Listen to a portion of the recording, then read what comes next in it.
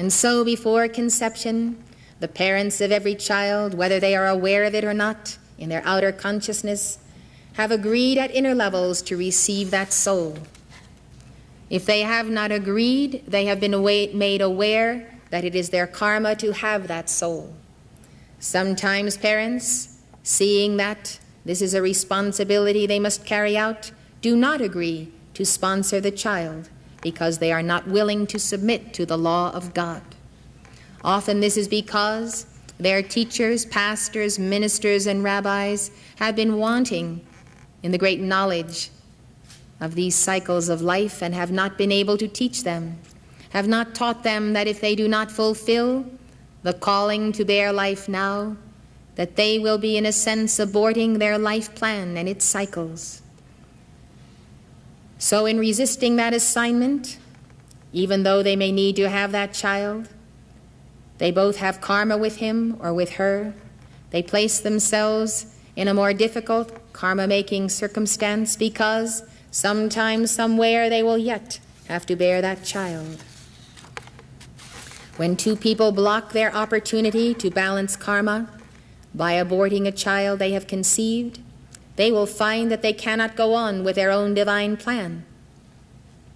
And it is very difficult to come to the place once again where two individuals will be together and that soul will be available and blessed by God to take embodiment. So it is not only the child's opportunity for life and spiritual growth that they are denying, but it is their own soul's divine plan and opportunity for life and spiritual growth that they are denying. A denial of life on the one hand does return as karma, the denial of life on the other. We lose something when we abort life in any way or circumstance, even if it is to crush another with words or with unkindness or meanness. I remember many years ago visiting my next-door neighbor. We'd grown up together, known each other all our lives. She was married, doing very well financially. She and her husband had had 4 boys. And the husband was in the process of making the decision to be sterilized.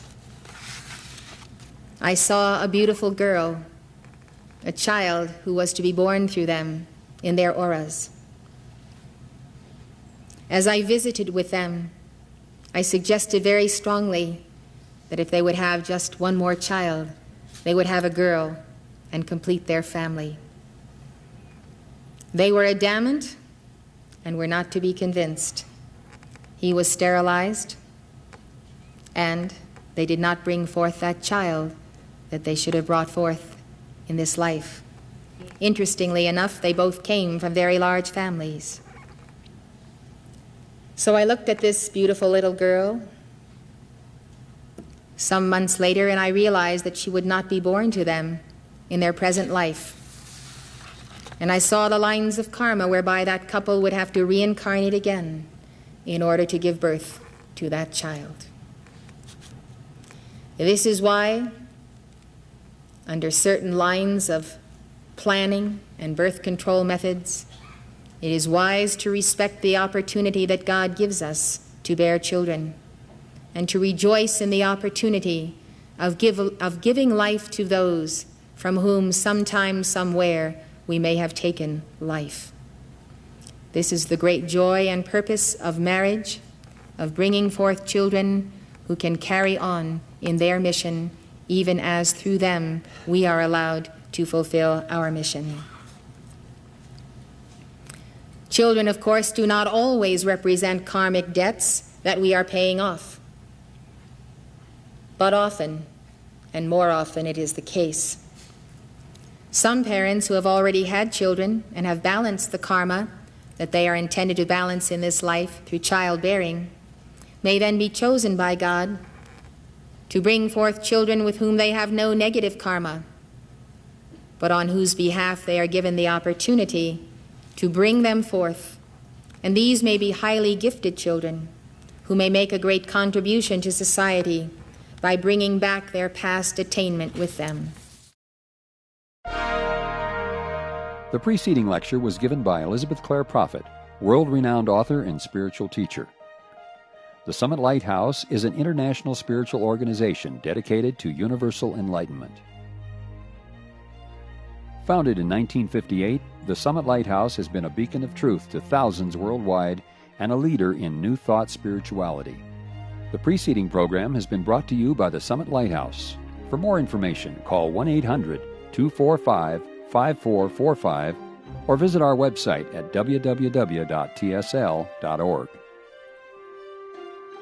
Outside the USA, call 406-848-9500 or write to the Summit Lighthouse, 63 Summit Way, Gardner, Montana, 59030 USA.